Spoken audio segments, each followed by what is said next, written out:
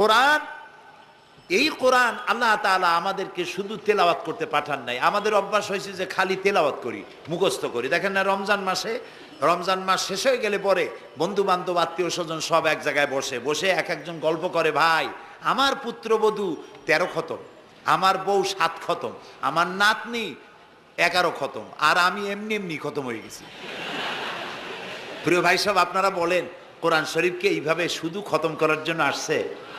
আমি কিন্তু আপনাদের কোরআন শরীফ পড়া বা খতম করা নিষেধ করছি না। আমি উদ্দেশ্য বোঝাতে চাচ্ছি, আল্লাহ তাআলা এই কোরআনের জন্য নাজিল করেন নাই যে আমরা জ্বলবো আর পড়বো আর বুঝবো না। আচ্ছা ভাই, একটা বইয়ের নাম কোন তো পৃথিবীতে, একটা বইয়ের নাম আমাকে শুনান যে বইটা মানুষেরা না বুঝে পড়ে? পারবেন বলতে? পারবেন না। এমনকি আপনার ছোট্ট বাচ্চা কেজি 1, কেজি 2, কেজি 3-তে পড়ে, বা কি জানি কয়, নার্সারি গ্রুপে পড়ে, তারেও দেখবেন প্রত্যেকটা শব্দ বানান করিয়া অর্থ সহকারে বুঝে পড়ে। বলেন ঠিক কিনা? কিন্তু কপাল পোড়া মুসলমান জাতি একমাত্র মাজলুম কিতাব, আল্লাহর কিতাব কোরআন শরীফ পড়ে, অথচ কিছু বোঝে না। ঠিক কিনা? আমি যদি এখন জিজ্ঞেস করি যে আপনারা কোরআন বুঝে পড়তে পারেন কয়জন, হাত তোলেন। যদি বলি হাত কি কম বেশি উঠবে না কম উঠবে? সেই জন্য হাত উঠাইতে বললাম না। এটা আমাদের জন্য কপাল পোড়ার লক্ষণ। কি পোড়ার লক্ষণ? বিশ্বাস করুন ভাই, কোরআন শরীফ তাবিজ লেখার জন্য আসে নাই, কোরআন শরীফ ঝুলে ঝুলে আপনি পড়বেন এই জন্য আসে নাই। কোরআন আসছে তেলাওয়াত করবেন, বুঝবেন, আমল করবেন। হাদিস শরীফে এসেছে কোন সাহাবীর এক একটা সূরা শেষ করতে বছরের পর বছর চলে যেত। কারণ কি? কারণ হলো তারা এক একটি আয়াত পড়তেন, বুঝতেন, বাস্তব জীবনে আমল করতেন, আরেকটা আয়াত পড়তেন, বুঝতেন, আমল করতেন, তারপরে আবার আরেকটা পড়তেন, আমল করতেন। এভাবে করে সাহাবীরা কোরআন পড়তেন, বুঝতেন, আমল করতেন। ফলে এই সাহাবীরা যখন বিয়ে শাদী করতেন, সাহাবীরা যখন ব্যবসা বাণিজ্য করতেন, সাহাবীরা যখন কেনা বেচা করতেন, পারিবারিক জীবন যাপন করতেন, হাঁটাচলা করতেন, তখন মানুষেরা বুঝতে পারত, অনুভব করতে পারত যেন জীবন্ত কোরআন শরীফ চলাফেরা করছে। কোরআন যাদের কাছে, তাদের আমলের মধ্যে পরিবর্তন আসতে হবে। তো এরকম একটা বৈপ্লবিক কিতাব যাদের কাছে, তাদের তো আমলের মধ্যে পরিবর্তন আসবে। কি পরিবর্তন আসবে? এরা যদি ব্যবসায়ী হয় ওজনে কম দেবে না। সুবহানাল্লাহ কবেন না?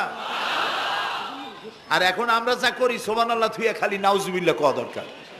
ঠিক কিনা ভাই? মুসলমানের চাইতে এত ওজনে কম দেওয়ার লোক আর আছে কিনা সন্দেহ। ওজনে দেবে কম, খাদ্যে দেবে ভেজাল, সাক্ষী দেবে তো মিথ্যা সাক্ষী দেবে, ওয়াদা খেলাপ করবে, আমানতের খেয়ানত করবে, এরপরে ধার করবে, টাকা শোধ করবে না। ছেলে দিয়ে বলো আব্বা বাড়ি নেই। এখন সে যাইয়া যে টাকা চাইতে আসছে তারা বলে যে আব্বা বলছেন আব্বা নাকি বাড়ি নেই। বুঝতে পারছেন কথা? এই হলো মুসলমান। নাউজুবিল্লাহ কোন। এই জন্য আল্লাহ তাআলার নবী বলেছেন, ওয়ামান আমেলা বিহি উজেরা, যে ব্যক্তি কোরআন পড়বে, আমল করবে, আল্লাহ তাকে পুরস্কার দিবেন। কোথায় কোথায় দেবেন কোন তো? 2 জায়গায় দেবে, ইহকালেও দেবে, পরকালেও দিবে। দুনিয়ার পুরস্কারটা কি? দুনিয়ার পুরস্কারটা হলো যে চিন্তা থাকবে না, আর কোনো ভয়ও থাকবে না। ভয় থাকবে না কিসের?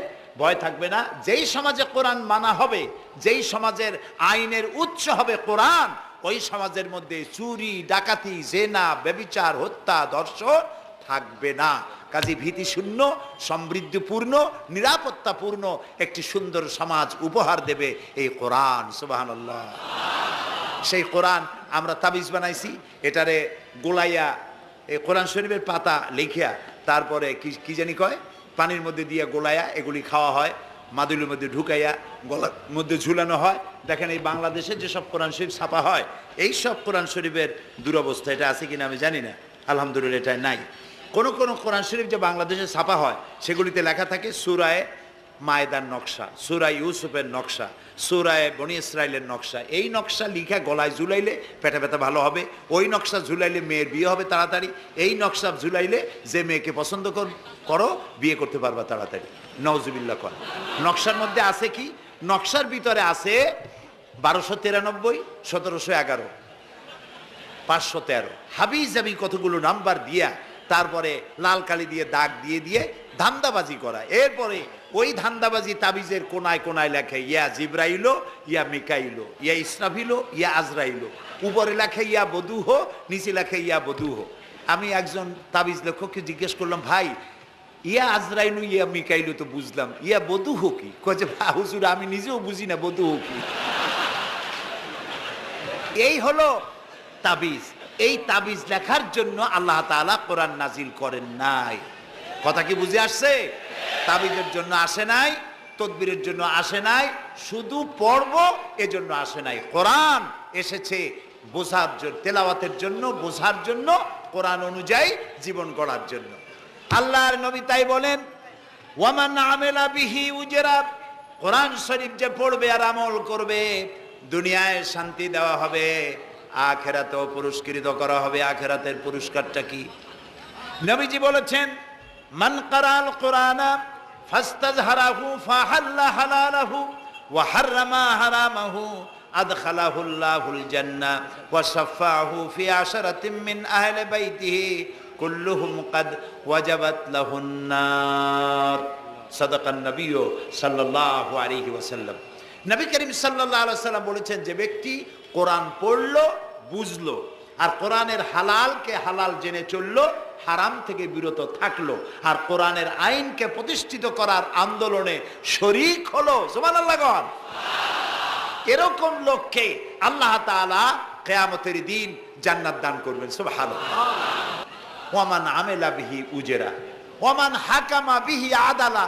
এ কোরআন শরীফ দিয়ে যে বিচার করবে, আল্লাহ তাআলা বলছেন সেই করবে কেবলমাত্র জাস্টিস, কিসত, জাস্টিস, ইনসাফ কায়েম করতে পারবে, যে কোরআন দিয়ে বিচার ফয়সালা করবে।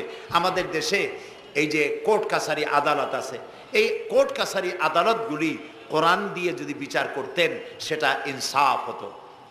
যেহেতু ইনসাফ, আল্লাহর চাইতে ইনসাফগার আর কেউ নাই। আছে কি বলেন? নাই। এখানে ধরুন একজন মানুষ যদি একজনের একটা ঠ্যাং ভাঙে ফেলাই দিল, তাহলে বিচার কি হবে? ব্রিটিশ ল যেটা আছে, বাংলাদেশ পেনাল কোড যেটা আছে, এই পেনাল কোডে বলা হবে যে সলিমউদ্দিন ঠ্যাং ভাঙছে বসিরউদ্দিন, যে ভাঙছে তার জন্য শাস্তি এই হবে 6 মাসের জেল, 2000 টাকা জরিমানা করে দিবে। এখন আপনি বলেন বিচার মাফে কি দিয়া? ইনসাফের প্রতীক কি? ইনসাফের প্রতীক দাড়িপাল্লা। এই দাড়িপাল্লায় এখন আপনি ওজন দেন ইনসাফ। ঠ্যাং ভাঙছে কার? সলিমউদ্দিন, তার ভাঙ্গা ঠ্যাং এক পাশে থন, এক পাল্লা। আর বসিরউদ্দিন ভাঙছে ঠ্যাং, সেই কারণে তার 2000 টাকা জরিমানা আর 6 মাসের জেল আর এক পাল্লায় রাখেন। এবার দাড়ি ধরে টান দেন, সমান হবে? যদি 50,000 টাকা জরিমানা হয় আর 6 বছরের জেল হয়, তাও কি সমান হবে? হবে না। সমান হবে কি হলে? সমান হবে ওই সলিমউদ্দিন ভাঙ্গা ঠ্যাং এক পাল্লায় দাও, আর যে ভাঙছে তার নাম কি? বসিরউদ্দিন। বসিরউদ্দিন কেউ যদি থাকেন রাগ করবেন না, আমি একটা দৃষ্টান্ত দিচ্ছি। এখন ওই বসিরউদ্দিন ভাঙ্গা, তারও একটা ঠ্যাং ভাঙ্গিয়া যদি এই পাল্লায় রাখেন, এখন যদি টান দেন, তাহলে সমান হবে কিনা বলে? এটা হচ্ছে কোরআন। এই কোরআন বলছে পায়ের বদলে পা, হাতের বদলে হাত, নাকের বদলে নাক, চোখের বদলে চোখ, জানের বদলে জান। সুবহানাল্লাহ। এটা ইনসাফ। এই ইনসাফ হচ্ছে কোরআনের দেওয়া ইনসাফ। সুতরাং আল্লাহ তাআলা নবী বলছেন, ওমান হাকামা বিহি আদালা, যে ব্যক্তি এই কোরআন দিয়ে বিচার ফয়সালা করবে, যে ব্যক্তি, যে পরিবার, যে সমাজ, তারা ইনসাফ কায়েম করতে পারবে। যেহেতু আল্লাহর চাইতে ইনসাফগার পৃথিবীতে আর কেউ নাই, আকাশেও নাই, জমিনেও নাই। রাসূলুল্লাহ বলছেন, ওয়ামান দা ইলাইহি হুদিয়া ইলা সিরাতিল মুস্তাকিম, যে ব্যক্তি কোরআনের দিকে মানুষকে দাওয়াত দেয়, সেই একটি সহজ সরল রাস্তার দিকে দাওয়াত দেয়, যে রাস্তার শুরু পৃথিবী থেকে আর রাস্তার শেষ জান্নাতুল ফেরদাউসে গিয়া। সুবহানাল্লাহ। এটা হচ্ছে সেই কোরআন। বুঝতে না পারার কারণে আমরা বিপদে পড়েছি। প্রিয় ভাই সব, আপনারা আছেন কষ্টে, বসেছেন পানির মধ্যে, আছেন দাঁড়াইয়া, মাথার উপরে ছেঁড়া সামিয়ানা বিরক্ত করছে। আমি লম্বা করতে চাই না, অল্পের মধ্যে ছেড়ে দেই, যাতে করে আপনাদেরও সুবিধা হয়, কষ্ট না হয়।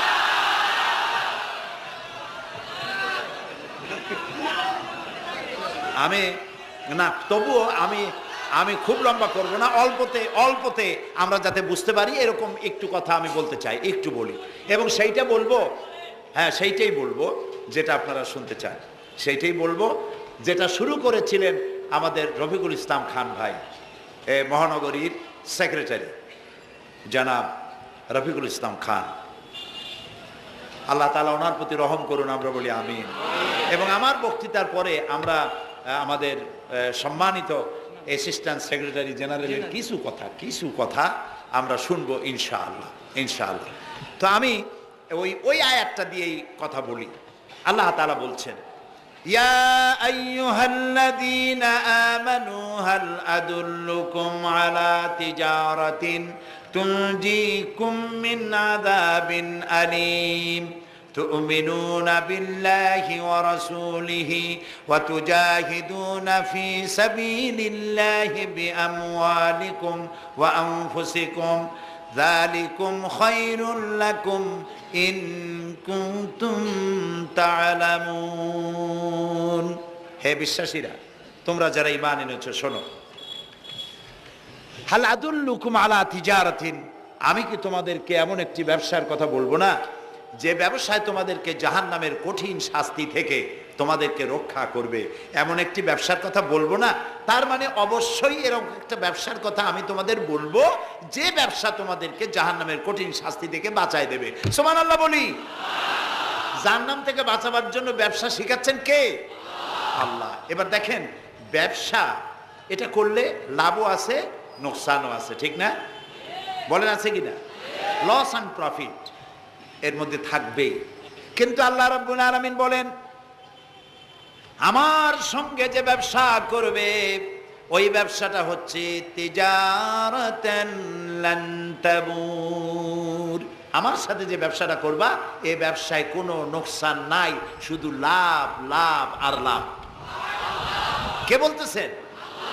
এরকম একটা ব্যবসা করবেন? আমি জানি আমরা লাভের ব্যাপারে খুব আছি, নোকসানে আমরা কেউ নাই। মানুষ লেখাপড়া জানুক আর না জানুক, লাভ যেখানে সেখানে মানুষ ঝাঁপ দেয় তাড়াতাড়ি। ওই যে বলে না যে এই হিসাব না জানলে কি হবে, কম দিলে টের পায়। আমরা লাভ খুব ভালোই বুঝি, এই জন্য এটা কোরআনও নয় হাদিসও নয়, একটি রূপক কথা। এক ব্যবসায়ী নেকে কিয়ামতের দিন হাজির করা হবে, ফেরেশতা তাকে বলবে যে আল্লাহর বান্দা, তোমার পাপ আর পুণ্য, ন্যাক আর বদ এই দুটি সমান সমান হয়ে গেছে, 50-50। এখন কোন জায়গায় যাবা? কও বেহেশতে যাবা না দোজখে যাবা? ব্যবসায়ী লোকটা কিছু জানে না, সে কয় যে ফেরেশতা ভাই, আমি তো দোজখে চিনি না, বেহেশতেও চিনি না, সারা জীবন ব্যবসা করছি, যে জায়গায় গেলে আমার 2 টাকা লাভ হয় ওইখানে আমার পাঠাবো।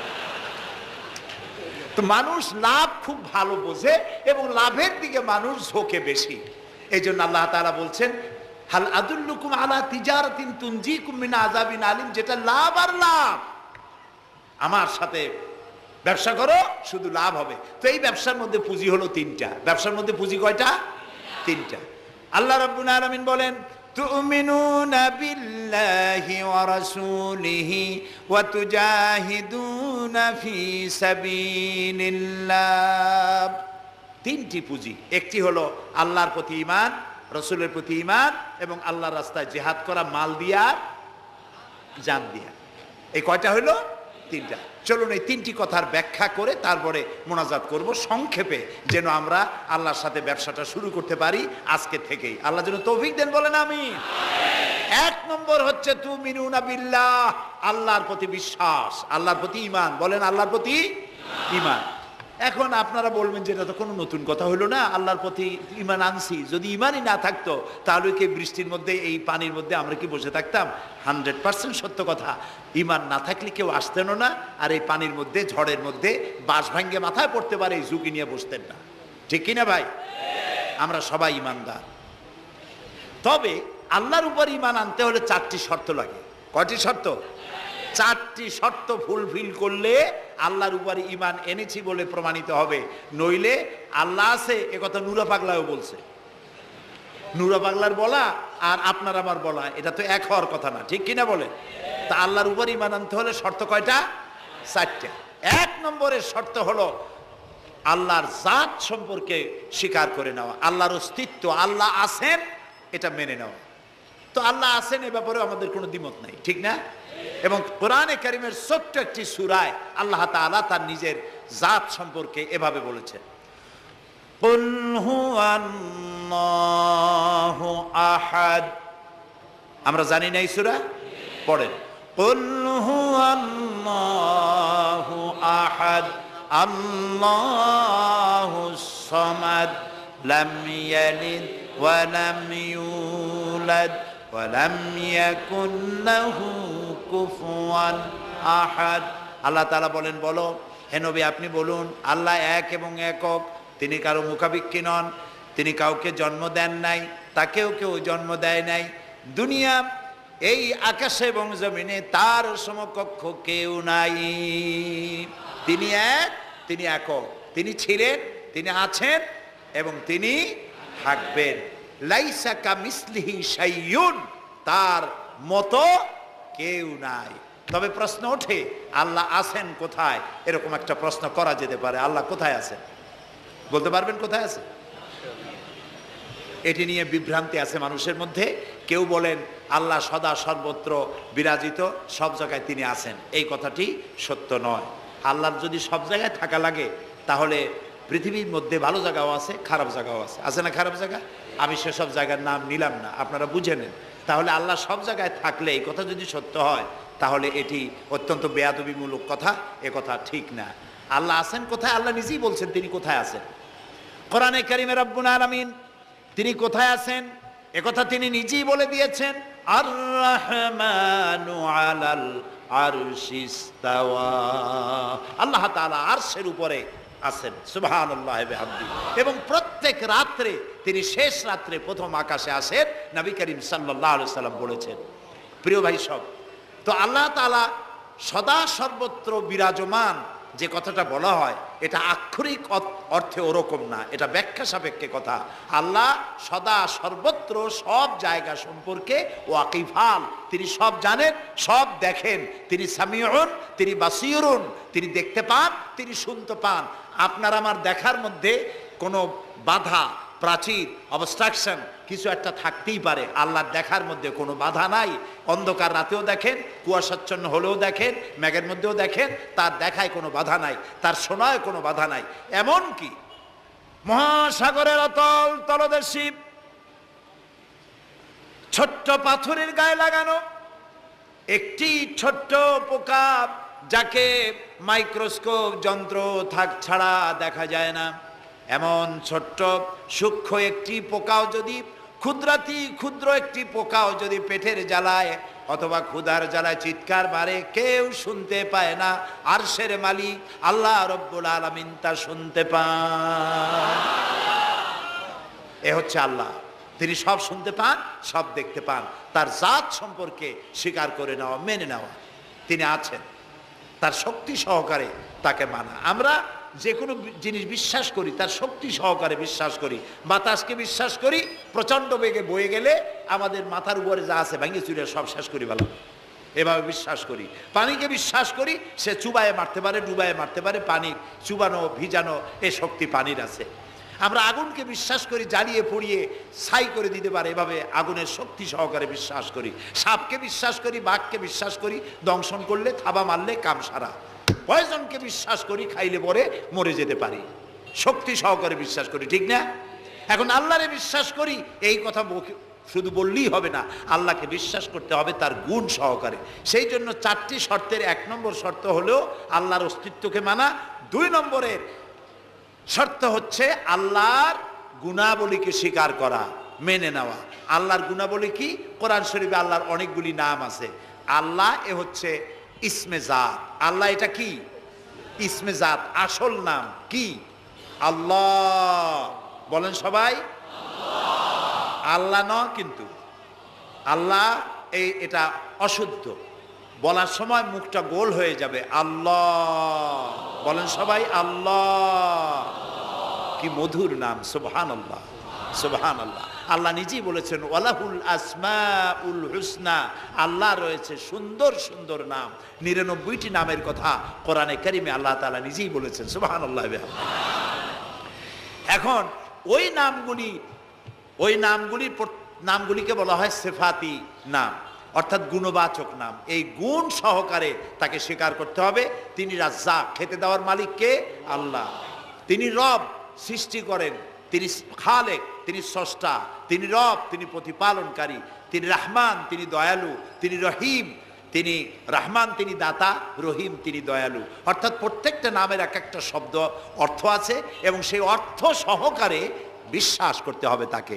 এই বিশ্বাস যদি আমরা করতে পারি তাহলে শিরক থেকে আমরা বাঁচতে পারবো। সুবহানাল্লাহ বলেন। আচ্ছা বলেন তো, সন্তান দেওয়ার মালিককে? সন্তান না দেওয়ার মালিককে? হায়াতের মালিককে? মওতের মালিককে? খেতে দেওয়ার মালিককে? কষ্ট দেওয়ার মালিককে? কষ্ট থেকে বাঁচাবার মালিককে? সব কিছুর মালিককে। এইভাবে আমরা কি বিশ্বাস করি? না, সবাই করি না। যারা বলেছেন আমিও বিশ্বাস করি, হ্যাঁ বিশ্বাস আমাদের থাকতে পারে, কিন্তু অনেক লোক আছে এভাবে বিশ্বাস করে না বলেই বিবাহ করেছে, সন্তান হয় না। তখন শাহ আলী বাগদাদি রহমতুল্লাহ আলাইহের মাজারে গিয়া সেখানে বসে তার ওই মাজারের কাছে গিয়ে চাইলো আমারে সন্তান দাও, খাজা বাবা সন্তান দাও। অথবা হাইকোর্টের মাজারে বৃহস্পতিবার দিন গিয়ে ভিড় করলো, বাবা সন্তান দাও, অথবা মামলায় পড়েছি বাঁচায় দাও, পরীক্ষা দেবে ছেলে পাশ করায় দাও ইত্যাদি। বলেন এরকম? বলে না? জায়েজ নাই, একদম জায়েজ নাই। কাকে বলতে হবে? আল্লাহর নবী বলেছেন ওয়াইদা সাআলতা ফাসআলিল্লাহ, কিছু বলতে চাইলে আল্লাহরে বলো। ওয়াইজা সাআলতা ফাসআলিল ফাস ওয়াইজা ইসতাআনতা ফাসতাইন বিল্লাহ, সাহায্য যদি চাও আল্লাহর কাছে সাহায্য চাও। আমরা সূরা ফাতিহার ভিতরে প্রত্যেক নামাজের প্রতি রাকাতেই বলি ইয়্যাকা না'বুদু ওয়া ইয়্যাকা নাস্তাঈন। আল্লাহ তাআলা একমাত্র তোমার ইবাদত করি আর একমাত্র তোমারই কাছে সাহায্য কামনা করি। হযরত ইব্রাহিম আলাইহিস সালাম আমাদের জাতির পিতা। একটু আগে আমরা বলছি না সবাই, ইব্রাহিম আলাইহিস সালামকে আগুনে, এটারে এদিক ফিরিয়ে দিল কে?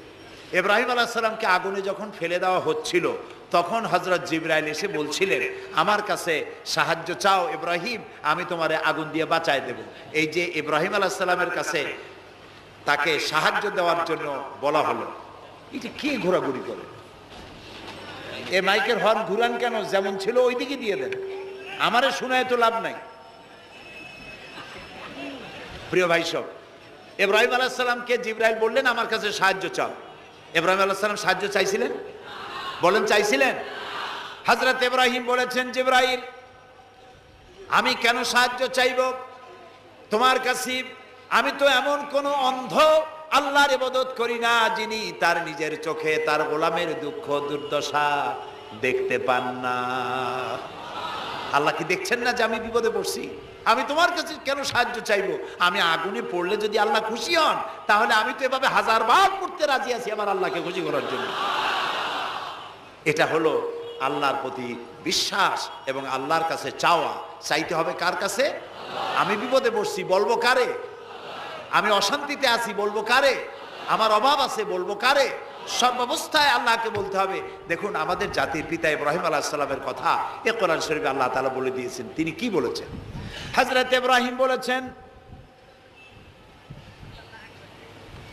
আল্লাযী হুয়া ইউতঈমুনি ওয়া ইয়াসকিন, আমি যখন ক্ষুধার্ত হই আল্লাহ আমারে খাওয়ান, আমি যখন তৃষ্ণার্ত হই আল্লাহ আমারে পান করান। ওয়া ইযা মারিতু ফাহুয়া ইয়াশফিন, আমি যখন অসুস্থ হই আল্লাহ আমারে রোগ মুক্ত করেন। সুবহানাল্লাহ। আইয়ুব আলাইহিস সালাম 18 বছর রোগ ভোগ করলেন, কষ্ট পাইলেন, তিনি সাহায্য কার কাছে চাইছিলেন? ইউনূস আলাইহিস সালামের মতো বিপদে এই পৃথিবীর কোন মানুষ এত বড় বিপদে পড়ে নাই।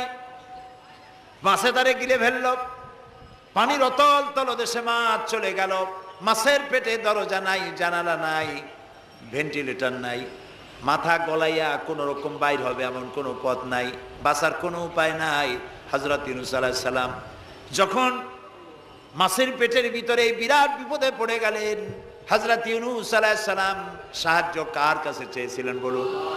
তিনি বললেন, আল্লাহ তাআলা তার ঘটনা কোরআন শরীফের মধ্যে এভাবে বর্ণনা করেছেন ওয়াযান্নুন ইয যাহাবা মুগাদিবান ফাযান্না আন লান নাকদিরা আলাইহি ফানাদা ফিজ যুলুমাতি আল্লা ইলাহা ইল্লা আনতা সুবহানাকা ইন্নী কুনতু মিনাজ জালিমিন।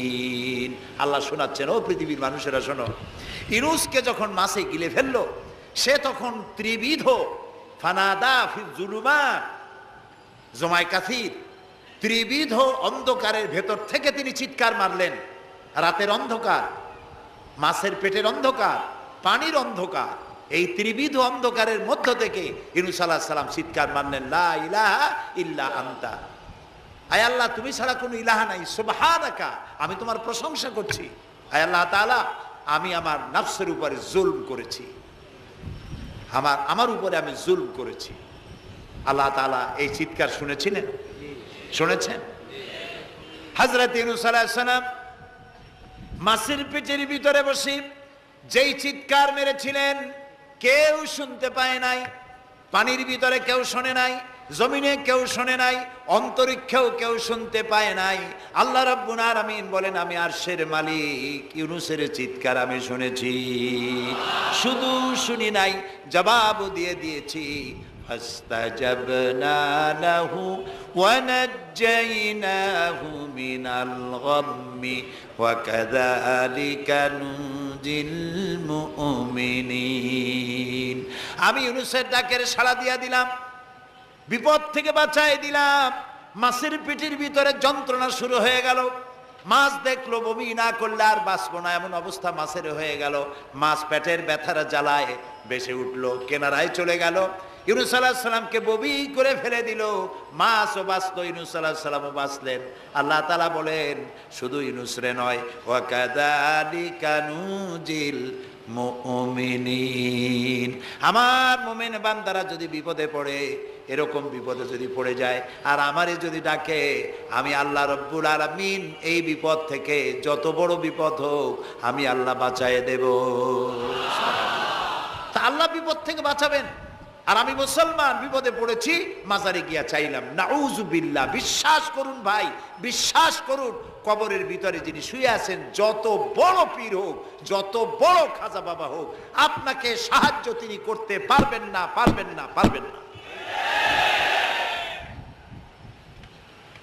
একটু কমন সেন্সের কাছে অ্যাপিল করি, সাধারণ বিবেকের কাছে আপনাদের, যারা এই যে দেখুন হযরত শাহজালাল রহমতুল্লাহ আলাইহি সিলেটে শুয়ে আছেন, বলুন তো তার মাতৃভাষা কি? আরবি। তিনি ইয়েমেন থেকে এসেছিলেন। বাগেরহাটে শুয়ে আছেন হযরতে খান জাহান আলী রহমতুল্লাহ আলাইহি, তার মাতৃভাষা ছিল আরবি। হযরতে খাজা মঈনুদ্দিন চিশতি রহমতুল্লাহ আলাইহি শুয়ে আছেন আজমিরে, তার মাতৃভাষা আরবি। আমরা বাংলাদেশ থেকে, এই দেশ থেকে কোনো লোক গেল সিলেটে, গেল বাগেরহাটে অথবা বাগদাদে চলে গেল, এইসব বড় বড় আল্লাহর ওলিদের মাজারে গিয়ে বাংলা ভাষায় বলল, বাবা আমি তো বিপদে পড়ে আসছি, নির্বাচনে দাঁড়াইছি, আমি যেন জিততে পারি। অথবা দেখেন না, মাজার দিয়ে শুরু করে সবাই। অথবা যায় বলল যে আমার বিয়ে করেছি 15 বছর, বাচ্চা হয় না, আমার একটা বাচ্চা। অথবা মামলায় পড়েছি, আমার একটু জিতায় দাও, ব্যবসা করি, এত টাকা লস দিতে দিতে শেষ হয়ে গেছি। বাবা আপনি বললেন কোন ভাষায়? শাহজালাল খুব বুঝলেন, বড় পীর সাহেব খুব বুঝছেন।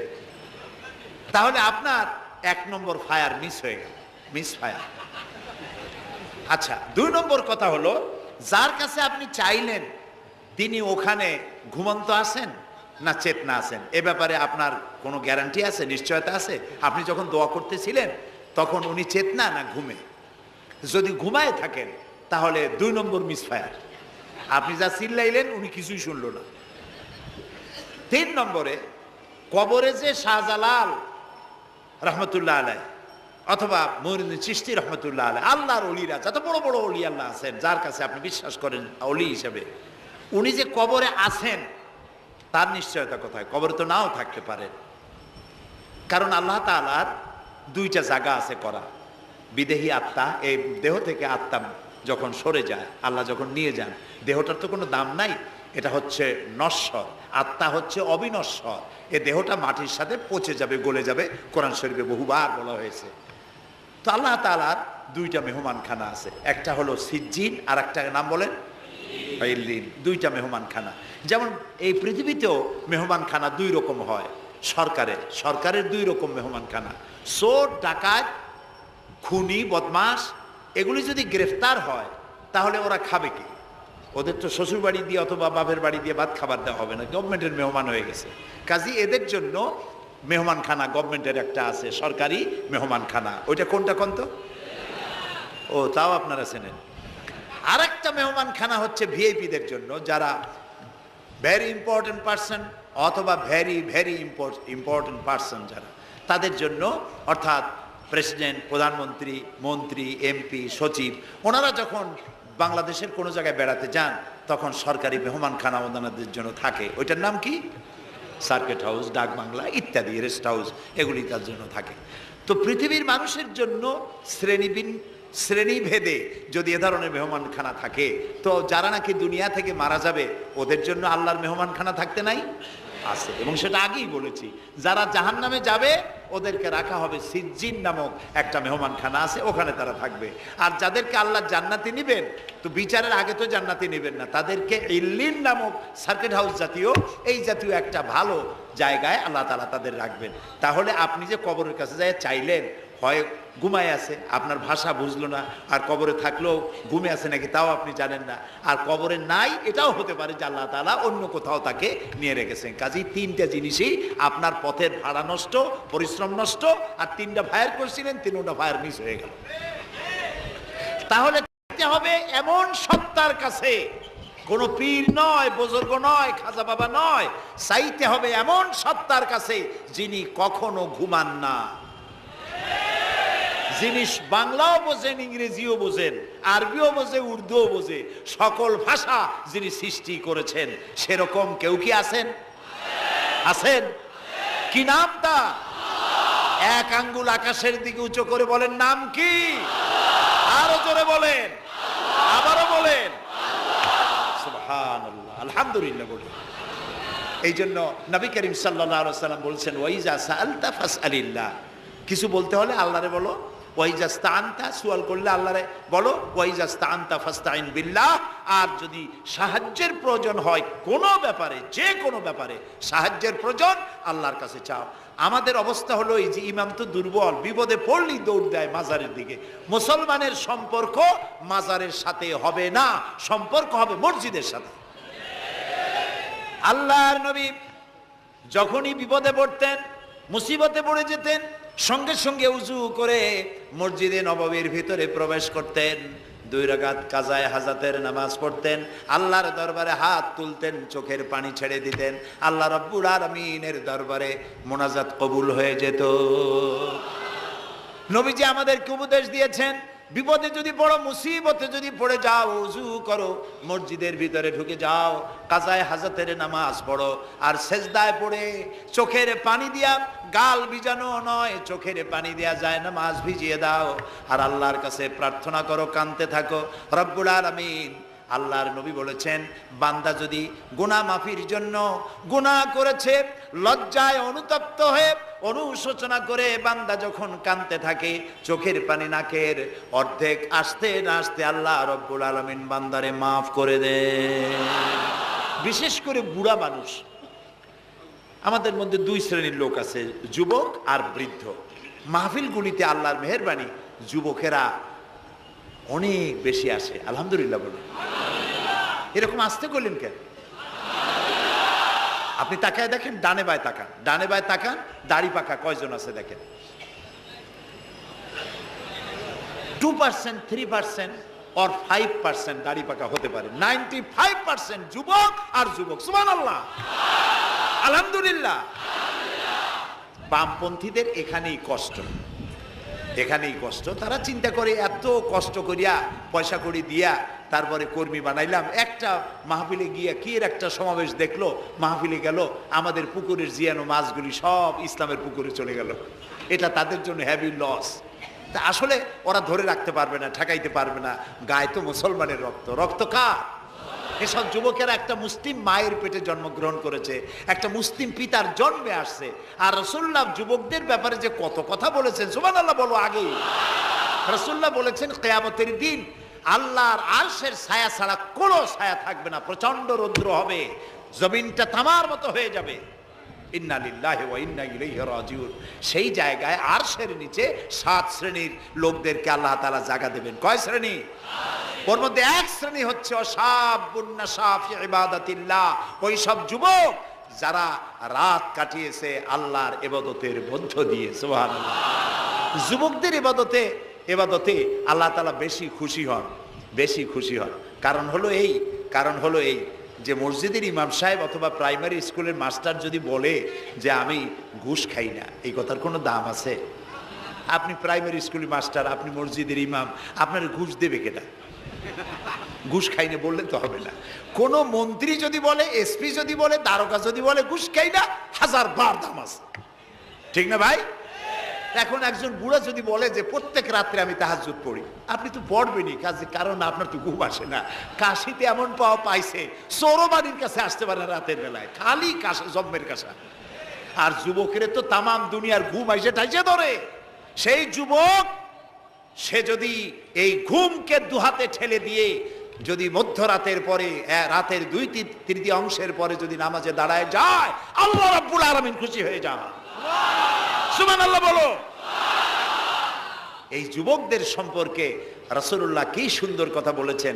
রাসূলুল্লাহ বলেছেন, উসিকুম বিশ-শাবাবে খায়রা ফাইন্নাহুম আরাক্কু আফইদা লাকাদ বাসানি আল্লাহু বিল হানিফিয়্যাতি সামহা ফাখালাফানি আশ-শুয়ুখ ওয়া হালাফানি আশ-শাবাব। সাদাকান নবী সাল্লাল্লাহু আলাইহি ওয়াসাল্লাম। নবী করিম সাল্লাল্লাহু আলাইহি ওয়াসাল্লাম বলেছেন, আমি তোমাদেরকে উপদেশ দিচ্ছি, তোমরা যুবকদের ব্যাপারে কল্যাণকামী হবে। সুবহানাল্লাহ বলেন। কারণ যুবকদের দিল নরম, আর আল্লাহ তাআলা আমাকে এই পৃথিবীতে উদারতা সহকারে দিন প্রতিষ্ঠার কাজে আমাকে পাঠিয়েছেন। আর এই পৃথিবীতে আমার আল্লাহর দেওয়া ইসলাম প্রতিষ্ঠা করার কাজে আমার বিরোধিতা করেছে বুড়োরা, আর সহযোগিতা করেছে যুবকেরা। দেখেন না রাসূলুল্লাহর সাথে বিরোধিতা কারা করলো? তাদের বয়স কত? আবু জাহেল, আবু লাহাব, উতবা, সাইবা, মুগিরা, ওলীদ, আবু সুফিয়ান, কুষ্টি সুদ্দা, সকলের বয়স ছিল 40-এর ওপরে। আর যারা ঈমান আনলো সর্বপ্রথম, তাদের বয়সগুলি রাসূলুল্লাহকে যারা সাহায্য করলেন, হযরতে জুবাইর ইবনুল আওয়াম, আব্দুর রহমান বিন আউফ ইসলাম কবুল করলেন, বয়স তখন 17 বছর। হযরতে আবু বকর ইসলাম কবুল করলেন, বয়স তখন 37 বছর। হযরত ওমর রাদিয়াল্লাহু তাআলা ইসলাম কবুল করলেন, বয়স তখন 26 বছর। হযরত আলী যখন ইসলাম কবুল করেছেন, বয়স তখন মাত্র 8.5 বছর। সব তরুণেরা, যুবকেরা ইসলামের জন্য রক্ত দিয়েছে, যুবকদের রক্তের উপর ইসলাম প্রতিষ্ঠিত হয়েছে। সুবহানাল্লাহ। সেই জন্য এই যৌবনকালে ইবাদতের মূল্য সর্বাধিক। আর বুড়োরাও যখন আল্লাহর দরবারে হাত তোলে, যারা বুড়ো আছেন, আমার বয়সে যারা এসে গেছেন বা আমার থেকে যাদের বয়স বেশি, আপনারা অসন্তুষ্ট হচ্ছেন না তো যে যুবকদের এত কইলাম আর আমরা কিছু পাইলাম না, এরকম বলবেন নাকি? এক বুড়ি এসে রাসূলুল্লাহকে বলছিলেন যে, হে রাসূল, আমার জন্য দোয়া করেন, আমি যেন জান্নাতে যাইতে পারি। রাসূলুল্লাহ বলছেন, বুড়ি তো জান্নাতে যাবে না, বুড়ি জান্নাতে যাবে না, বুড়ি তো কান্দে শেষ। রাসূলুল্লাহ বলতেছেন জান্নাতে যাবে না, রাসূলুল্লাহ বলছেন বুড়ি কান্দো না, তুমি যখন জান্নাতে যাবা একেবারে যুবতী হয়ে যাবা, তখন তুমি বুড়ি থাকবা না। সুবহানাল্লাহ।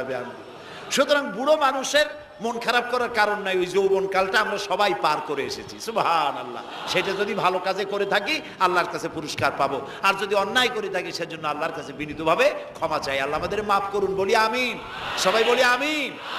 যুবক ভাইয়েরা, আর বৃদ্ধদেরকে এখন আরেকটি কথা বলতে চাই, সেটা হলো বুড়োরা যদি আল্লাহর কাছে যখন হাত তোলে, আল্লাহ তাআলা বলেছেন, হে রাসূল, ইসলামের মধ্যে থেকে যে চুল দাড়ি পাকাইছে, ইসলামের মধ্যে থেকে দাড়ি চুল পাকায় ফেলেছে, এই অবস্থায় আমার কাছে যদি হাত তোলে আর কাঁদতে থাকে, এই বুড়োটারে আমি খালি হাতে ফেরত দিতে আমার শরম করে। আমি কেমনে বুড়োটারে খালি হাতে ফিরাই? একবার হযরত ওমর রাদিয়াল্লাহু তাআলা আনহু নবী করিম সাল্লাল্লাহু আলাইহি ওয়াসাল্লামের ঘরে প্রবেশ করে দেখছেন তিনি কাঁদছেন। হযরত ওমর জিজ্ঞেস করলেন, ইয়া রাসূলুল্লাহ, আপনি কাঁদছেন কেন? তিনি বললেন, এইমাত্র জিবরিল এসেছিল, জিবরিল এসে আমারে বলে গেল যে আপনার উম্মতের মধ্যে যেই সব লোক ইসলামের মধ্যে থেকে দাড়ি চুল পাকিয়েছে, কিয়ামতের দিন আল্লাহ তাআলা ওই সব বুড়া বুড়িদেরকে শাস্তি দিতে লজ্জাবোধ করবেন। হযরত ওমর বলেন, ইয়া রাসূলুল্লাহ, এ তো আপনার উম্মতের জন্য শুভ সংবাদ, আপনি কাঁদেন কেন? আল্লাহর নবী বলেন, হে ওমর, আমার কান্নার কারণ ভিন্ন। আমার কান্নার কারণ হচ্ছে আমার লজ্জা করে, আমার লজ্জার অনুভূতিতে আঘাত লাগে এই ব্যাপারে যখন আমি চিন্তা করি যে আল্লাহ রাব্বুল আলামিন যেই বুড়াদেরকে কিয়ামতের দিন শাস্তি দিতে লজ্জা বোধ করবেন, সেই বৃদ্ধ মানুষগুলো আল্লাহর সাথে নাফরমানি করতে লজ্জা বোধ করে না। এই জন্য এই দুঃখে এই লজ্জায় আমি কান্দি। বয়সের একটা সীমা থাকা উচিত যে আপনি কোন পর্যন্ত পাপ করবেন। বুড়া হয়ে গেছে, তারপরও মদ খায়, তারপরে জেনা, ব্যভিচার, শয়তানি, বদমাশি, এগুলি কি? দাড়ি চুল পাকা এগুলি কি? এগুলি আগে পাকতো না কারো। পৃথিবীতে সর্বপ্রথম দাড়ি আর চুল পেকেছে হযরত ইব্রাহিম আলাইহিস সালামের। এর আগে কারো দাড়ি চুল পাকে নাই। ইব্রাহিম আলাইহিস সালাম প্রশ্ন করলেন আল্লাহর কাছে যে আল্লাহ তাআলা এটা কি হলো আমার? আল্লাহ তাআলা বললেন এটা হচ্ছে ওয়াকার, এটা মর্যাদা, তোমার সম্মানকে বাড়িয়ে দেওয়া হলো। তো দাড়ি চুল পাকলে সম্মান বাড়ে। এই দাড়ি চুল পাকলো, এগুলি সিগন্যাল, সংকেত। দাড়ি পাকছে, সংকেত দেওয়া হলো তুমি কিন্তু বয়সের প্রান্তে এসেছো। চোখে কম দেখো, আর একটা সিগন্যাল, মৌতের আর একটা সিগন্যাল। খাইয়া হজম করতে পারো না, আর একটা সিগন্যাল। তুমি ঘুমাইতে পারো না, রাতের বেলা ঘুম আসে না, আর একটা সিগন্যাল। দাঁড়াতে পারো না, কোমর ব্যথা করে, আর একটা সিগন্যাল। একটার পর একটা সিগন্যাল আসতেছে। 1 নম্বর, 2 নম্বর, ডেঞ্জার সিগন্যাল নাম্বার 10। তারপরেও হুঁশ হয় না মানুষের। নাউযুবিল্লাহি মিন যালিক। আল্লাহ তাআলা আমাদের হুঁশে আসার তৌফিক দান করুন, আমরা বলি আমিন। প্রিয় ভাই সব, খুব লম্বা করা যাবে না। 2 নম্বরে বলছিলাম আল্লাহর গুণাবলীর উপরে বিশ্বাস। 3 নম্বরে আল্লাহর কুদরত, আল্লাহর ক্ষমতায় বিশ্বাস। আল্লাহরে বিশ্বাস করি, এই কথার দাম নাই। দাম হবে 4টে শর্ত পূরণ করলে। কয়টা শর্ত? 3 নম্বরে আল্লাহর ক্ষমতা। 3 নম্বরে কি? আল্লাহর ক্ষমতা কি? আল্লাহর ক্ষমতা হচ্ছে রাতকে দিন বানান, দিনকে রাত বানান, জীবিতকে মৃত্যু করেন, মৃত্যুর ভিতর থেকে জীবন দান করেন, সাগরকে নগর বানান, নগরকে সাগর বানান। তিনি মরুভূমিতে ঝর্ণা, মরুভূমির ভিতরে পানির প্রস্রবণ চালু করে দিতে পারেন, মরা গাছে ফুল ফুটাই দিতে পারেন। শুধু 2টা অক্ষর কুন বলেন হও, আর সঙ্গে সঙ্গে হয়ে যায়। আল্লাহ তাআলা বলেছেন ফাআলুন লিমা ইউরিদ, যা খুশি তিনি তাই করতে পারেন। সুবহানাল্লাহ বলে। এই মাত্র কয়েক মাস আগে সুনামি কি হয়েছিল? এইটা যদি হয় সুনামি, তাহলে কুনামি কি আল্লাহ জানে। সুনামি হইল মালয়েশিয়া, ইন্দোনেশিয়া, মালদ্বীপ, শ্রীলঙ্কা, ইন্ডিয়া, থাইল্যান্ড, এই উপকূলীয় এলাকায় সুনামি। মাত্র 1.5 মিনিট, 1.5 মিনিটের সুনামিতে জলকম্পন আর পানি কম্পনে 2.5 লক্ষ মানুষ শেষ, আর 1 লক্ষ মানুষের কোনো খোঁজ নাই। প্রায় 3.5 থেকে 4 লক্ষ মানুষ দুনিয়া থেকে বিদায় হয়ে গেল 1.5 মিনিটের মধ্যে। আর সমুদ্রের পানি 33 থেকে 35 ফিট উঁচু হয়ে পানি এসে নগর, গাড়ি বাড়ি ভেঙে চুরে পাতার মতো, শুষ্ক পাতার মতো সব উড়িয়ে ভাসিয়ে শেষ করে দিল। সুবহানাল্লাহ। আবহাওয়াবিদরা বলেছেন, বিজ্ঞানীরা বলেছেন এটা নাকি কি বলে ভারত মহাসাগরের অতল তলদেশে যেখানে মাটি, ওই মাটিরও কয়েক কিলোমিটার নিচে ফাটল ধরেছে। সেই ফাটল ধরে কি দেখি করিয়া জমিনে কম্পন লাগলো, পানিতেও কম্পন লাগলো। আমাদের এই যে ঢাকায় সকালবেলায় যারা মর্নিং ওয়াক যারা করেন, রমনা লেকের পাশ দিয়ে হাঁটতেছে, হঠাৎ পিছনে পানি মারছে, দেখে যে সকলের পিছনে পানি মারে কে? তাকায় দেখে রমনা লেকের পানি উথাল পাথাল খেয়ে গেছে। ভূত না জেন জুতা মুতা ফালাই ধুয়ে দিছে দৌড়। পানির মধ্যে যে কম্পনটা বাংলাদেশে হলো, এই কম্পনটা যদি মাটিতে হতো তাহলে এই অপরিকল্পিত বানানো শহর ভেঙ্গে চুরে ভর্তা হয়ে যেত। আল্লাহ শুকরিয়া আদায় করি যে আল্লাহ তাআলা দয়া করে আমাদের গরিব দেশটাকে হেফাজত করেছেন। বলেন আমিন। আল্লাহ তাআলা, আমরা পাপী, আমরা 1000 বার স্বীকার করি আমরা পাপী, আমরা গুনাহগার, আমরা অপদার্থ, আমরা অযোগ্য তোমার বান্দা হওয়ার। তুমি এই গরিব মুসলমানদের এই দেশটাকে দয়া করে আসমান এবং জমিনি সব বালা ও মুসিবত থেকে হেফাজত করো আল্লাহ তাআলা। প্রিয় ভাই সব, আল্লাহ তাআলার ক্ষমতাকে বিশ্বাস করতে হবে। আর 4 নম্বরে আল্লাহর হুকুম এবং আহকামকে মানতে হবে। আল্লাহর আদেশ আর নিষেধ মানতে হবে, তা না হলে মুসলমান হওয়া যাবে না। যা যা আদেশ করেছে, যদি প্রশ্ন করা হয় মুসলমান কারে বলে, তাহলে আমি 1 লাইনে বুঝাই দিই মুসলমান কারে বলে। ব্যাখ্যা দেওয়া যাবে সারা রাত, কিন্তু ব্যাখ্যা দেওয়ার জরুরত নাই। 1 লাইনে বুঝাই দিই মুসলমান কারে বলে। মুসলমান সেই ব্যক্তি এই কোরআনের মধ্যে আল্লাহ যা যা আদেশ করেছেন সব মানে, আর যা যা নিষেধ করেছেন তার থেকে বিরত থাকে। রাসূলুল্লাহ যা যা আদেশ করেছেন তা মানে, যা যা নিষেধ করেছেন তার থেকে বিরত থাকে। যে ব্যক্তি এটা করে তার নাম মুসলমান। বুঝে আসছে? তার নাম কি? মুসলমান। এই যে কি বলে, আমেরিকায় গত জুমার দিন এক মহিলা ইমামতি করলো মসজিদে। একজন কইল সুবহানাল্লাহ। এটা সুবহানাল্লাহ কওয়ার কথা? নাউজুবিল্লাহ বলে। কোন জায়গায় কি দোয়া পড়া লাগবে তাও একটু জানিয়ে শুনিয়া তারপরে সেগুলি বলা দরকার। প্রিয় ভাই সব, মহিলারা ইমামতি করতে পারে না, জায়েজ নাই, বিধান নাই। কোরআন হচ্ছে কমপ্লিট। নতুন করে কোনো কথা বান্দার জন্য বলার কোনো দরকার নাই, সব আল্লাহ বলে দিয়েছেন। সুবহানাল্লাহ কোন আল্লাহ তাআলা এই কোরআনের মধ্যে বলেছেন, আল ইয়াউমা আকমালতু লাকুম দীনাকুম ওয়া আতমামতু আলাইকুম নি'মাতি ওয়া রাদিতু লাকুমুল ইসলাম দীনা। আমি আজ এই ইসলামকে একটি পূর্ণাঙ্গ জীবন ব্যবস্থা হিসেবে কমপ্লিট করে দিলাম এবং এটার উপর আমি সন্তুষ্ট হলাম। কে বলেছেন? আল্লাহ তাআলা বলেছেন এটা কমপ্লিট, নতুন করে কিছু দরকার নাই। আমাকে একজন জিজ্ঞেস করলো যে মেয়ে লোকের পিছনে নামাজ যে পড়া, মেয়ে লোক যে ইমামতি করতে পারবে না, এটা কোরআন শরীফের কোন আয়াতে আছে এবং হাদিসের কোন হাদিসে আছে যে মেয়ে লোক ইমামতি করতে পারবে না? তা আমি বললাম যে আগে আমার এই কথার জবাব দেন, আপনারটা জবাব পরে দিই। আমার কথার জবাব আগে দেন। মাগরিবের নামাজ কয় রাকাত পড়ি? ফরজ 3 রাকাত। 4 রাকাত পড়া যাবে না, এটা কোরআন শরীফের কোন আয়াতে আছে, কোন হাদিসে আছে? ফজরের নামাজ ফরজ কয় রাকাত?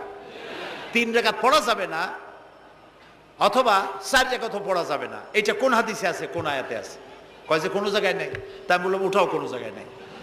রাসূলুল্লাহ ইবাদতের যে নমুনা দেখিয়েছেন, যেভাবে করেছেন, তিনি 2 রাকাত ফজরের নামাজ 2 রাকাত পড়েছেন, আল্লাহ বলে দিয়েছেন ওইটাই ফরজ, ওর 1 রাকাত বেশি পড়া যাবে না। 3 রাকাত মাগরিব, 1 রাকাত বাড়ানো যাবে না। জোহর সব দিন জোহর পড়ি 4 রাকাত ফরজ, আর জোহরের ওই নামাজটি জুমার দিনে কয় রাকাত পড়ি? 2 রাকাত ফরজ পড়ি। এই কনসেশন কে করলো? না, আল্লাহ করেননি। এই কনসেশন করেছেন মুহাম্মদ রাসূলুল্লাহ সাল্লাল্লাহু আলাইহি ওয়াসাল্লাম। ইবাদত রাসূলুল্লাহ যদি 2 রাকাত পড়েন, 2 রাকাত পড়াই ফরজ। যদি ইবাদতের যে সব নমুনা তিনি দেখাইছেন তার থেকে ইবাদতের নতুন কোন নমুনা দেখাবার কোনো সুযোগ নাই। মহিলাদের আল্লাহ পাক এই পৃথিবীতে একজন মেয়ে লোককে নবী বানান নাই। বানিয়েছেন? যদি মহিলাদের ইমামতি জায়েজ থাকবে, তাহলে নবী করিম সাল্লাল্লাহু আলাইহি সাল্লামের জামানায় না হোক, অন্তত তার ইন্তেকালের পরে তার স্ত্রী আমাদের মা হযরত আয়েশা সিদ্দিকা রাদিয়াল্লাহু তাআলা আনহা এবং খাতুনে জান্নাত হযরত ফাতেমা রাদিয়াল্লাহু তাআলা আনহা মসজিদে নববীতে অন্তত একদিনের জন্য হলেও জুমার নামাজের ইমামতি করার চান্স পেতেন। সুতরাং ইসলামে নাই, ইতিহাসে নাই। এগুলি হচ্ছে ইসলামের বিরুদ্ধে পরিচালিত যত ষড়যন্ত্র বর্তমান যুগে শুরু হয়েছে, এটাও তার আরেকটি ষড়যন্ত্র ইসলামের বিরুদ্ধে। প্রিয় ভাই সব, এই জন্য আমাদের মনে রাখতে হবে নতুন কোনো কথা আমরা মানি না। কোরআন এবং হাদিসের মধ্যে আল্লাহ তাআলা সব কমপ্লিট করে দিয়েছে। সুবহানাল্লাহ ওয়া বিহামদি। এই জন্য আল্লাহর হুকুম এবং আহকামকে মানা, এই 4টি কাজ, এই 4টি শর্ত যদি পরিপূর্ণ করতে পারি তাহলে আমরা পুরোপুরি মুসলমান। মিথ্যা কথা বলা যাবে না, ওজনে কম দেওয়া যাবে না, খাদ্যে ভেজাল দেওয়া যাবে না, মদ জুয়ার কাছে যাওয়া যাবে না, জেনা ব্যভিচারের কাছে যাওয়া যাবে না। সকল ব্যাপারে আমাদেরকে ঐক্যবদ্ধ থাকতে হবে ইসলামের উপরে। আমরা বলি আলহামদুলিল্লাহ। প্রিয় ভাই সব, আজকে আমাদেরকে, আমি আর লম্বা করতে চাই না, অন্তত এতটুকুন যেন আল্লাহ আমাদেরকে আমল করার তৌফিক দেন। আমরা বলি আমিন, সবাই বলি আমিন। এজন্য চাই আমাদের দেশে আমরা যেন এই দেশটিকে, পৃথিবীর প্রত্যেকটি মুসলিম দেশের আশেপাশে আরো অনেক মুসলিম দেশ আছে, আর আমাদের ভৌগোলিক অবস্থানটা এমন যে আমাদের আশেপাশে অনেক বড় বন্ধুরা এত বড় আমাদেরকে মহব্বত করেন, কাটা তার দিয়ে বেড়া দিতেছে। তারা আমাদেরকে সাংঘাতিক ভালোবাসে, আমাদের সাথে কোলাকুলি করে, কিন্তু মাঝখানে একটা বড় মাদার গাছ আছে। কথা বুঝতে পেরেছেন? এই জমিনে বাস করতে হলে সম্মান নিয়ে, ইজ্জত নিয়ে, স্বাধীনতা নিয়ে যদি বাঁচতে হয়, তাহলে এখানে একটি আদর্শিক বাঁধের প্রয়োজন। ওরা কাঁটা তারের বেড়া দিয়েছে, আমরা আদর্শের বেড়া দেব। সেই আদর্শের নাম হলো ইসলাম, কেবলমাত্র ইসলাম, একমাত্র ইসলাম। এবং এই আদর্শ সকলের জন্য, কারণ ইসলাম তো আমার একার না। ইসলাম কি আমার একার? আপনাদের একার? ইসলাম কার? আল্লাহর। জোরে বলেন ইসলাম কার? অনেকে প্রশ্ন করেন যে ইসলাম যে আপনারা ইসলাম ইসলাম করেন, ইসলাম যদি পৃথিবীতে আসে, যদি বাংলাদেশে কায়েম হয়, তাহলে হিন্দু খ্রিস্টান বৌদ্ধ ওদের কি হবে? তা আমি বলি দেখেন, মায়ের চাইতে খালার মহব্বত বেশি হওয়া এটা খুব সুলক্ষণ না। এটা কি লক্ষণ? এটা একটা কুলক্ষণ। হিন্দু কার? জবাব দেন। হিন্দু কার? খ্রিস্টান কার? বৌদ্ধ কার? ইহুদি কার? আমরা কার? আর এই কোরআনটা আল্লাহ তাআলা। কই যে তা ঠিক, কিন্তু কোরআন তো 1400 বছরের পুরানা। এই পুরানা জিনিস দিয়া এই বিজ্ঞানের যুগে এটা চলবে কেমনে? কেমনে আমরা একসাথে থাকবো? বলি ভাই, সূর্যটা কতদিনের পুরাতন কন্ত দেখি? কয় তা তো কোটি কোটি বছরের পুরানা। তো কোটি কোটি বছরের পুরানা সূর্য আগের মতো তাপ দেয় না ঠান্ডা ঠান্ডা ভিজে ভিজে লাগে? কয় যে না, তাপ দেয় তো ঠিক মতো। তো তাপ যদি ঠিক মতো দেয়, সেই তাপ কি শুধু মুসলমানে পায় না হিন্দুরাও পায়? ডাবের পানি যখন আমরা খাই, মুসলমানের মুখে মিষ্টি লাগে, আর হিন্দুরা যখন ডাব খায় তিতের চোটে গাল কানের কাছে যায় না? সবাই সমানভাবে পায় বলেন?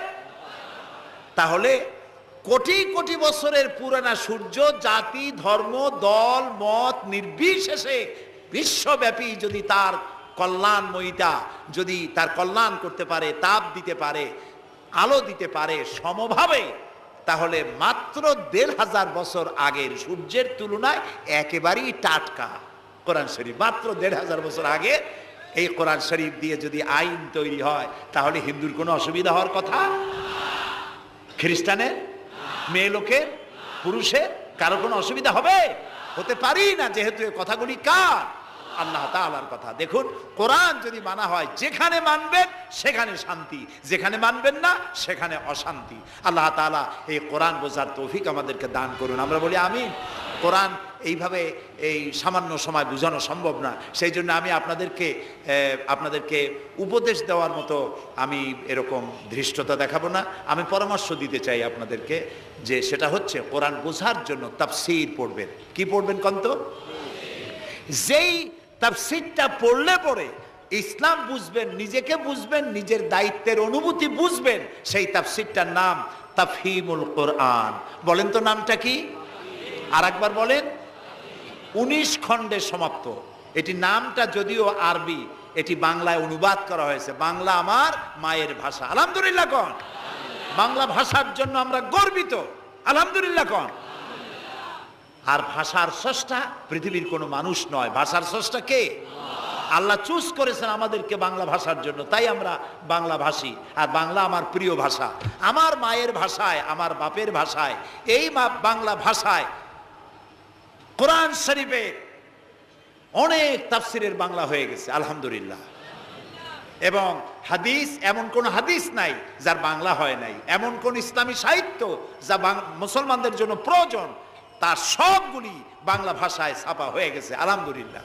কিন্তু আমাদের একটু কপাল খারাপ, এখানে বিমল মিত্রের কড়ি দিয়ে কিনলাম এত বড় বই, এগুলো পড়তে মাথায় যন্ত্রণা হয় না। শরতের রচনা বলি, রবীন্দ্রের রচনা বলি, বঙ্কিমের রচনা বলি, পড়তে মাথায় যন্ত্রণা হয় না। বড় বড় নাম করা নাট্যকারদের লেখা এই সেই হাবিজাবি কত বইপত্র, সব পড়তে পারে, কিন্তু কোরআন শরীফের একটা তর্জমা, একটা আয়াত, 2টা আয়াত পড়ার মতো ধৈর্য আমাদের নাই। প্রিয় ভাই সব, যারা পড়ে না তারা পৃথিবী গড়তে পারে না, যারা পড়ে তারাই গড়ে। আপনি চিন্তা করে দেখেছেন, গত 100 বছরের ভিতরে এই মুসলমানেরা পৃথিবীকে কিছু উপহার দিতে পেরেছে আবিষ্কার করে। আপনার পকেটে যে মোবাইল, আমার পকেটে যে মোবাইল, এটা আমাদের আবিষ্কার করা না? কম্পিউটার আমাদের আবিষ্কার করা না? কিন্তু যখন আমরা পড়তাম তখন আমরা আবিষ্কারও করতাম। এক সময় ঘড়িটা আমরা আবিষ্কার করেছি। আপনার আমার হাতে যে ঘড়ি, এই ঘড়ি আবিষ্কার করেছে মুসলমানেরা। কম্পাস আবিষ্কার করেছে মুসলমান। অ্যালজাবরা, ম্যাথামেটিক্স, জিওমেট্রি আবিষ্কার করেছে মুসলমানেরা। এই সার্জারি, শল্য চিকিৎসা আবিষ্কার করেছে মুসলমানেরা। অনেক বন্দুক, কামান আবিষ্কার করেছে মুসলমানেরা। যারা যখন তারা পড়তো তখন তারা দেশ গড়ত, পৃথিবী তাদের পায়ের উপরে চুমা খাইতো। এখন লেখাপড়া নাই, অন্যের বানানোটা সেইটা গ্রহণ করি। যদি পড়তাম তাহলে নিজেকেও করতে পারতাম, পৃথিবীকেও কিছু দিতে পারতাম। এই জন্য কোরআন শরীফের মধ্যে আল্লাহ তাআলা প্রথম রসুলের কাছে যে আয়াত নাজিল করেছেন, সেটা নামাজ না, রোজা না, হজ না, যাকাত না। প্রথম যে কথা বলেছেন সেটা ছিল ইকরা বিসমি রাব্বিকাল্লাযী খালাক। পড়ো পড়ো, রিড অ্যান্ড রিড। তুমি তোমার প্রভুর নামে, তোমার আল্লাহর নামে পড়ো। আল্লাহ প্রথম কি বলেছেন? পড়ো। সেই পড়ার কাছে আমরা নাই। আমরা কি ওয়াদা করতে পারবো যে এখন থেকে আমরা পড়বো? পারবো ওয়াদা করতে? এই পৃথিবীকে যদি কিছু দিতে চাই, আমার নিজের পরিবার যদি গড়তে চাই, সমাজ এবং রাষ্ট্র বিনির্মাণে যদি কোনো অবদান রাখতে চাই, পড়ার কোনো বিকল্প নাই। আসুন আমরা সবাই মিলে পড়ি, ইসলামের বইপত্র পড়ি, সাহিত্যের কোনো অভাব নাই। ইসলামী সাহিত্যের বিশাল ভান্ডার খুলে দেওয়া হয়েছে বাংলাদেশে। আলহামদুলিল্লাহ কর, জোরে আলহামদুলিল্লাহ কর। তাফহিমুল কোরআন কোথায় আছে খুঁজে বের করতে হবে। মাত্র 1000 টাকা হাদিয়া, মাত্র 1000 টাকা। পানের দোকানেও এখন তাদের পুঁজি অনেক বেশি, আলহামদুলিল্লাহ। আমার দেশের মানুষের ইনকাম বাড়ছে, আলহামদুলিল্লাহ কর। এইরকম আলহামদুলিল্লাহ কোন আসতে পয়সা বাড়লো আপনাদের? কোন আলহামদুলিল্লাহ। মানুষের না শুকুরিটা বেশি। দেখেন রোজার মাসে কাঁচামরিচের দাম একটু বেড়ে গেল, দেখছেন না শুকুরি, তখন কি চিল্লা পাল্লা শুরু হয়ে গেল। কাঁচামরিচ 180 টাকা, এই দেশে থাকবো না। তো লোকেরা বলেছে আপনারা যান না কেন? আচ্ছা, বেগুন হইছে 80 টাকা কেজি, বেগুন 80 টাকা। তো রোজার মাস বেগুন 80 টাকা, বেগুনি খাইতে পারে না। বাংলাদেশের মানুষ তো উদ্ভাবনী ক্ষমতা আছে। পত্রিকায় দেখলাম যে পেঁপেনি বানাইছে তারা, পেঁপে কাইটিয়া তাতে বেসন লাগাইয়া বেগুনি আর বানাইতে পারে নাই, পেঁপেনি বানাইছে।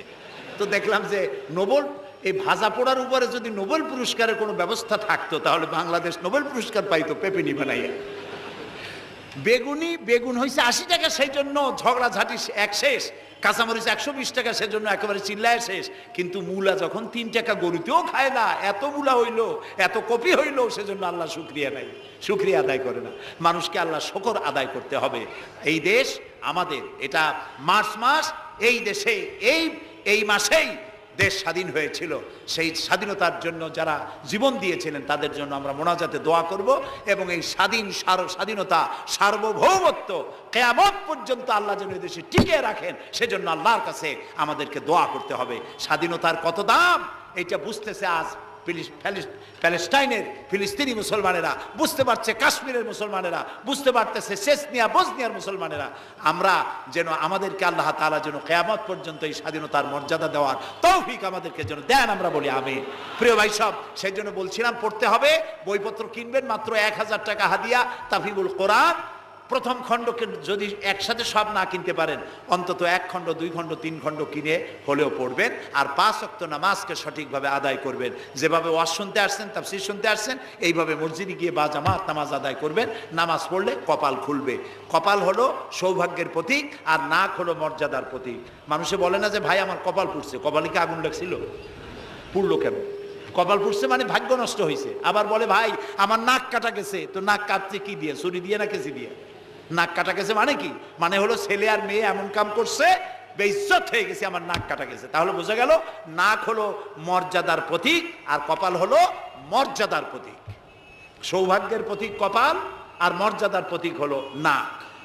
এই নাক আর কপাল দিয়ে কেউ যদি তার ভাগ্য সুপ্রসন্ন করতে চায়, মর্যাদা যদি বৃদ্ধি করতে চায়, দৈনিক 5 বার এই কপাল আর নাক দিয়ে আল্লাহর দরবারে সেজদায় পড়ে যাও।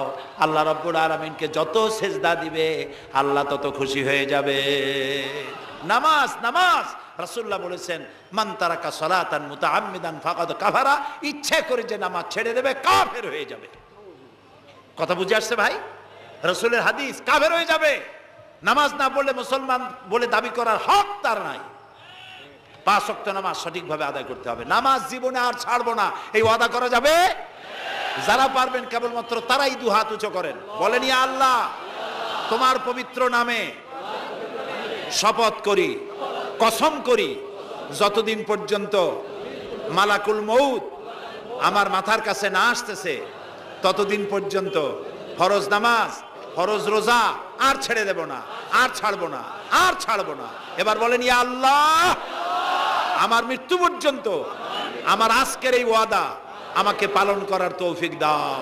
আমিন, আমিন ইয়া রাব্বাল আলামিন। সবাই হাত নামান, এক্ষুনি মোনাজাত করব। মোনাজাতের জন্য দাঁড়ানো ভাইরা মেহেরবানি করে একটু বসেন। আমি এতক্ষণ কিন্তু একবারও বলি নাই যে বসেন বসেন বসেন। এবার মোনাজাত হবে, মোনাজাতের জন্য মেহেরবানি করে একটু বসেন। মোনাজাতটা বসে করাই আদব করে নেবেন। আল্লাহুম্মা আমিন।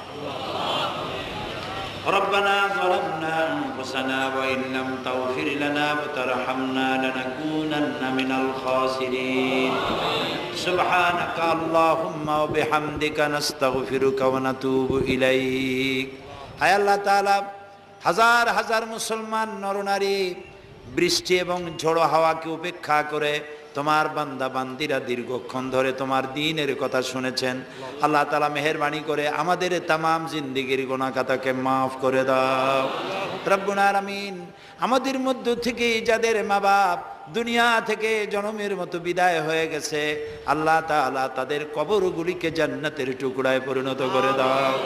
রব্বির হামহুমা কামা রব্বায়ানি সগীরা। সবাই পড়েন রব্বির হামহুমা কামা রব্বায়ানি সগীরা।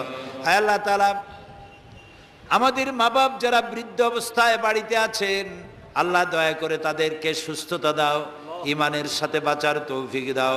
আল্লাহ তাআলা বিছানায় ফালায়া আরজালিল উমর বয়সের নিকৃষ্টতম পর্যায়ে তাদেরকে ফেলে রেখো না, সুস্থ অবস্থায় ইমানের সাথে তোমার দরবারে উঠাইয়া নিও রব্বুল আলামিন। তাম পৃথিবীতে মুসলমানেরা আজ বড় বিপদের মধ্যে সময় কাটাচ্ছে। আল্লাহ তাআলা তাম পৃথিবীর বিপদগ্রস্ত মুসলমানদেরকে তুমি সাহায্য করো। আল্লাহ তাআলা Iraq, Afghan, Palestine, Kashmir, Chechnya, Bosnia সহ দুনিয়ায় যত জায়গায় মুসলমানেরা বিপদে আছে, আল্লাহ সকলকে তুমি উদ্ধার করো।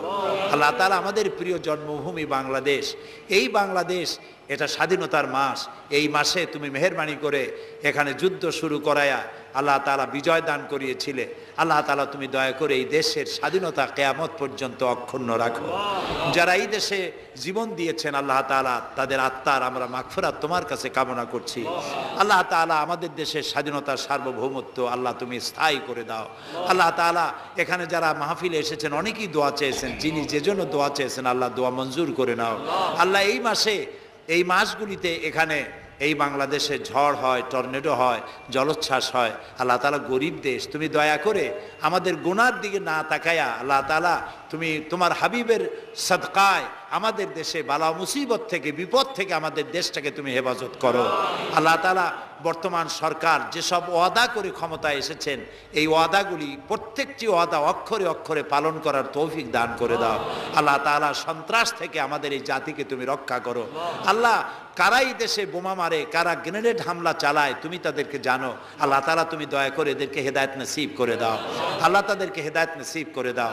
আল্লাহ তোমার ইলমে যদি জানা থাকে ওদের কপালে হেদায়েত নাই, তাহলে তুমি হামান, সাদ্দাত, ফেরাউন এদেরকে যেভাবে গজব দিয়েছো, আমার দেশে যারা নৈরাজ্য সৃষ্টি করতে চায়, গ্রেনেড হামলা করে, বোমা হামলা করে, মানুষ মারে, সন্ত্রাসী তৎপরতা চালিয়ে মানুষকে হত্যা করে, আল্লাহ এদেরকে ওইভাবে গজব দিয়ে, লানত দিয়ে বিদায় করে দাও। আল্লাহ তাআলা আমাদের দেশটাকে তুমি দয়া করে রক্ষা করো, হেফাজত করো। আল্লাহ তাআলা, আল্লাহ তাআলা মিরপুর সমাজ কল্যাণ পরিষদ বহু কষ্ট করে এই আয়োজন করেছেন। আল্লাহ তাআলা তারা যেন ঋণগ্রস্ত না থাকে। যত লোক মাহফিলে বক্তব্য শুনতে এসেছেন আল্লাহ তাআলা যাওয়ার সময় তাদেরকে এই পরিষদকে সাহায্য করে যাওয়ার জন্য তৌফিক দান করে দাও। আল্লাহ তাআলা মা বোনেরা যারা এসেছেন তাদের গুনাহ খাতাকে মাফ করে দাও। মা বোনদেরকে পর্দায় থাকার তৌফিক দান করে দাও। নিঃসন্তানীকে সন্তান দিয়ে দাও। মা বোনদের এমন আমল করার তৌফিক দাও যাতে করে কিয়ামতে হযরত আয়েশা, হযরত খাদিজার সঙ্গে হাসর নসিব হয়ে যায়। রব্বুল আলামিন আমাদেরকে বিবি বাল বাচ্চা যা দান করেছো সবগুলিকে আল্লাহ তুমি দিনদার, ইমানদার, নামাজি, পরহেজগার বানায় দাও। আমাদের যাদের অসুখ বিসুখ আছে আল্লাহ দয়া করে আমাদের রোগ ব্যাধি ভালো বানায় দাও। রব্বানা তাকাব্বাল মিন্না ইন্নাকা আনতাস সামিউল আলিম ওয়া তুব আলাইনা ইন্নাকা আনতাত তাওয়াবুর রহিম। সুবহানা রাব্বিকা রাব্বিল ইজ্জাতি আম্মা ইয়াসিফুন ওয়া সালামুন আলাল মুরসালিন ওয়াল হামদুলিল্লাহি রাব্বিল আলামিন। ওয়াজআল آخر كلامنا عند الموت لا إله إلا الله محمد رسول الله. السلام عليكم ورحمة الله.